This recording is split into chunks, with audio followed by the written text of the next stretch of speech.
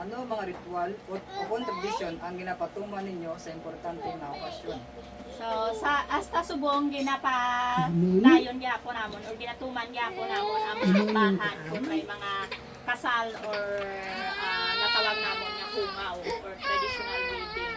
Kag nagatagulaylay o naga-chant gyapon kami sa maitiko sa mga festivals kag kung may mga events sa Iloilo kag diri man sa community.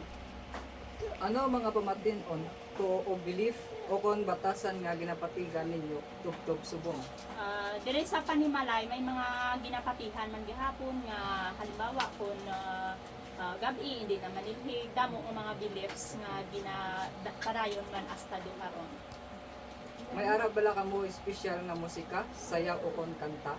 Oo, may ara ang saot namon subong kilala na gid ang binanog kag ginadara na siya sa part na siya sang Hirinogyaw Sugidano na sa Kalinog.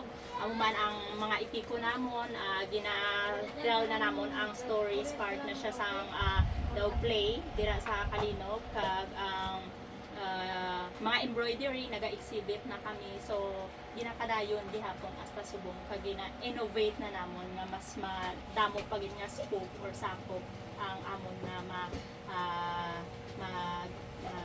maging part sa amon nga tradisyon. Pwede ba namang pamatian sample sa imong kanta? Oo. Madamo kami sa mga chants. So, ang halimbawa ano ko subong sa inyo is about welcoming or ginatawag namon nga ambahan.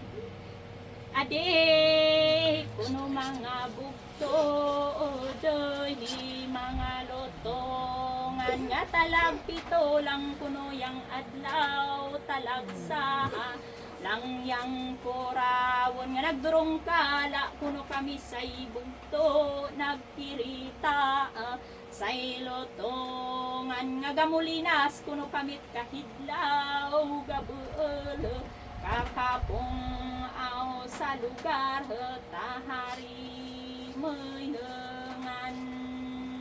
So buat hambalon nga tong malagsahon lang ni nga tion nga nagkiritaay kita pag magagather sa subong nga kanang.